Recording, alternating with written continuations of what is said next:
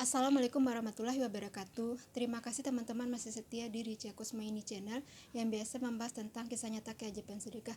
Tapi kali ini mungkin beberapa saat ke depannya saya agak jarang dengan materi-materi lainnya seperti yang kemarin itu tentang bagaimana cara mengatasi kegelisahan, kegalauan yang mendalam. Dan kali ini tema menarik apa lagi yang saya akan bahas. Tonton videonya sampai habis ya. Beberapa hari yang lalu saya melihat video shortnya Ustadz Adi Hidayat, dan itu sangat menarik sekali menurut saya, sangat mengilhami dan sangat menyentuh. Kenapa begitu? Pada saat itu Ustadz Adi Hidayat lagi menggendong seorang bayi. Saya kurang tahu apakah itu bayi beliau atau bayi teman-temannya. Dan Ustadz Adi Hidayat lagi ngobrol dengan sepasang suami istri, kedengaran ada suara laki-laki dan perempuan ya. Terus Ustadz Adi Hidayat bertanya kepada sepasang suami istri ini adalah, kalau seandainya anak-anak Anda, bapak dan ibu salah, apakah Anda akan memarahinya? Apakah bapak dan ibu akan memarahinya? Nah, ini pertanyaan saya untuk teman-teman sekalian juga. Apa yang akan teman-teman lakukan kalau anak-anak teman-teman salah? Apakah akan memarahinya? Terus sepasang suami istri ini terdiam, dia mau jawab jujur agak ragu, misalnya emang sering marah, kalau nggak dijawab gimana. Terus Ustadz Adi Hidayat udah senyum-senyum, udah gimana gitu kan. Terus beliau berkata gini, seandainya pertanyaan itu ditanyakan kepada saya, misalnya anak saya yang belum balik nakal, apakah saya akan marah? Saya tidak akan marah. Yang saya lakukan adalah berdoa kepada Allah, ya Allah ampunilah dosaku. Bayangkan ya teman-teman, pada saat anak beliau melakukan kesalahan, yang pertama sekali beliau lakukan adalah meminta maaf atas kesalahannya kepada Allah, bukan memarahi anaknya. Dan ini adalah salah satu ilmu parenting yang baru saya ketahui, dan ini saya yakin ini sangat penting sekali. Bagaimana tidak penting? Orang tua Ustadz Hadi Hidayat sudah terbukti bahwa beliau membesarkan anaknya memakai metode ini, dan sudah terbukti anaknya sukses, soleh-soleha gitu ya.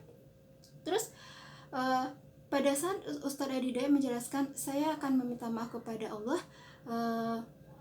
ampunilah dosa saya ya Allah. Kenapa saya harus meminta maaf kepada Allah? Kenapa saya bukan memarahi anak-anak saya yang melakukan kesalahan tapi belum balik? Jadi begini Bapak dan Ibu, anak-anak yang belum balik otomatis dia tidak dihisap, otomatis dia tidak punya kesalahan.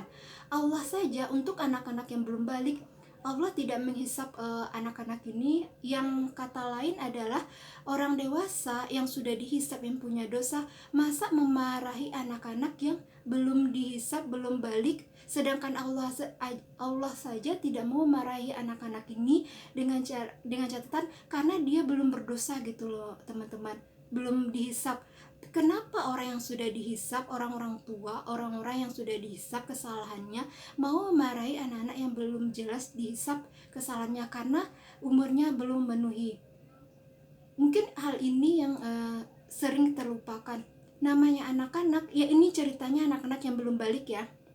Namanya anak-anak, ada keterbatasan umur, keterbatasan pengetahuan, informasi, keterbatasan menerima pengarahan dari kita orang dewasa sekitarnya, ataupun guru-gurunya, ataupun orang tuanya. Jadi pada saat anak itu salah, menurut Ustadz Hadi Hidayat ya, jangan memarahinya, tapi pertama sekali dilakukan adalah sebagai orang tua meminta maaf kepada Allah, dan untuk ditunjukkan jalannya, mungkin juga untuk diberikan kelapangan hati, kepikiran gitu loh. Dan mendengar penjelasan Ustadz Hadi Hidayat ini teman-teman, saya relate ke beberapa kisah nyata, true story ulama-ulama besar, bagaimana orang tuanya telah melakukan seperti ini, metode ini, ilmu parenting ini, dan menghasilkan anak-anaknya yang sukses menjadi ulama-ulama besar. Salah satunya ini adalah puluhan tahun yang lalu, ini kisah nyata ya, puluhan tahun yang lalu, suatu desa di kota Mekah, ada satu keluarga, dan keluarga ini akan menerima tamu, akan ada tamu yang berkunjung ke keluarga ini. Yang namanya kita sebagai tuan rumah akan ada tamu, otomatis menghidangkan makanan yang enak dan lezat dan layak lah ya, sesuai dengan kemampuan kita. Dan inilah yang dilakukan oleh si ibu dari keluarga ini. Beliau bersusah payah memasak makanan yang enak, lezat, dan bisa dimakan untuk keluarga beliau dan terutama juga untuk tamu ini. Pada saat menjelang makan siang, makanan telah terhidang dengan rapi, dengan aroma yang sangat wangi, dengan harumnya gitu. Tiba-tiba anak beliau, seorang anak laki-laki yang belum balik, anak-anak yang belum balik, masuk ke dalam rumah tersebut dengan menggenggam satu genggam pasir. Dan teman-teman tahukah apa yang dilakukan anak ini? Anak tersebut menyiram pasir yang segenggam itu ke semua makanan yang telah dimasak dan dihidangkan oleh ibunya dengan susah payah, dan uang ayahnya juga kan yang beli makanan itu. Kalau teman-teman berada pada posisi ini, apa yang teman-teman lakukan? Dan saya relate nih dengan pertanyaan Ustadz Adi Hidayat ini. Kalau anak Anda salah, apakah Anda akan memarahinya? Apa yang Anda lakukan? Dan saya relate dengan kasus ini, kisah nyata ini. Dan teman-teman tahu apa yang dilakukan oleh ibu anak ini? Kalau marah otomatis sudah marah ya, udah gondok, udah segala macam, udah capek masa, udah keluar uang, keluar tenaga, tamu sebentar lagi mau datang, untuk beli makan yang lain tidak ada kesempatan. Tapi apa yang dilakukan oleh si ibu ini sangat patut kita contoh untuk mendapatkan benih-benih anak yang soleh-soleha yang bakalan sukses dunia dan akhirat. Yang dilakukan oleh ibu ini adalah dia hanya mengatakan satu kalimat, yaitu pergilah engkau ke masjid dan engkau akan menjadi imam besar nantinya.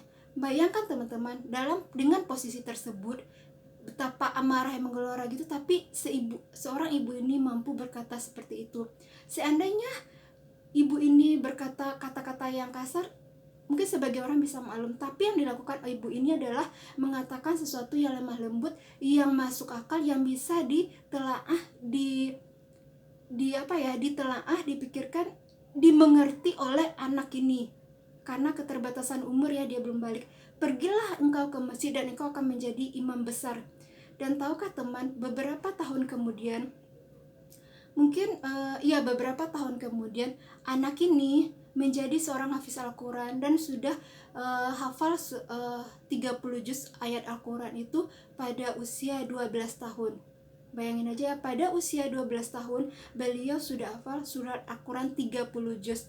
Dan beliau ini akhirnya menjadi imam besar, dan bukan imam besar di sembarang masjid loh teman-teman. Beliau ini akhirnya menjadi imam besar di Masjidil Haram sejak tahun 94 sampai sekarang, yaitu udah sekitar 29 tahun ya.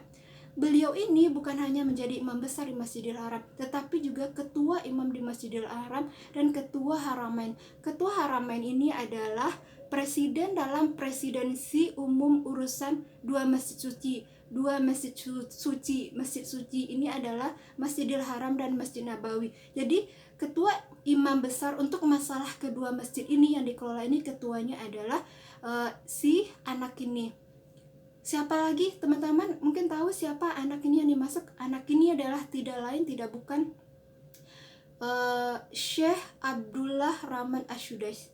Jadi bayangin teman-teman, perkataan ibunya yang dahulu dalam keadaan marah itu mampu mengatakan hal yang baik, akhirnya berbuah baik. Seandainya ibunya berkata hal yang kasar dan kotor, mungkin sebagian orang bisa maklum, tapi yang akan sengsara juga anaknya. Tidak sedikit anak-anak yang akhirnya sengsara hidupnya karena kata-kata kasar dari orang tuanya, terutama ibunya. Jadi apa sih yang kita perlu banget ini untuk parenting anak-anak? Apa yang pantas untuk dikatakan dan apa yang tidak pantas untuk dikatakan. Kenapa harus memilah dan memilih kata-kata tersebut? Karena ini akan mempengaruhi masa depan anak-anak kita tersebut. Jadi untuk menjadi imam, saya kembali lagi ya ke Syekh Abdul Rahman Asyudais ini. Untuk menjadi imam besar Masjidil Haram itu tidak mudah. Banyak sekali hal-hal yang harus dipenuhi, apalagi menjadi ketua Masjidil Haramnya, imam ketuanya, dan menjadi ketua Haramainnya, itu adalah ia mengurusi dua masjid suci ini, Masjidil Haram dan Masjid Nabawi. Beberapa persyaratannya setelah saya baca beberapa jurnal, itu yang pertama adalah hafal Al-Quran 30 juz, memiliki ilmu agama yang luas, memiliki kecakapan dalam masyarakat, dalam berkata, berkomunikasi dengan banyak lapisan masyarakat dan beberapa syarat-syaratnya lain, yang artinya adalah untuk menjadi imam besar ini tidak mudah. Bagaimana menurut teman-teman dengan ilmu parenting ini? Dan saya sangat yakin sekali hal ini bisa membuka kacamata kita. Kita bisa flashback loh, misalnya kita ini agak kurang sekarang, apakah dulu didikannya orang tuanya gimana. Tidak menyalahkan didikan orang tua yang dulu, tapi kita bisa memperbaiki hal yang tidak perlu diulang gitu loh. Apa hal-hal baik yang harus kita ulang, yang harus kita lakukan untuk ilmu parenting anak-anak kita, ponakan kita pada anak-anak asuh kita. Oke teman-teman, sekian untuk video saya kali ini. Tonton video saya setiap hari Senin, Rabu, dan Jumat jam 12 siang. Assalamualaikum warahmatullahi wabarakatuh.